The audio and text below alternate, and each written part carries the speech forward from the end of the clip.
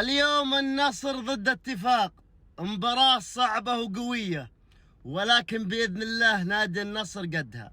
هذا جدول نادي النصر، شوفوا الجدول.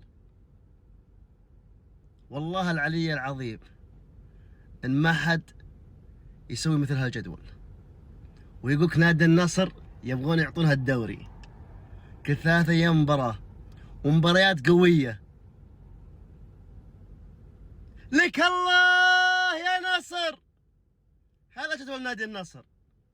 اليوم اتفاق، بعد يومين امام الاهلي، القادسية، الهلال، الشباب. اقسم بالله ورب الكعبة النادي النصر بهالجدول ما يبغون ياخذ الدوري.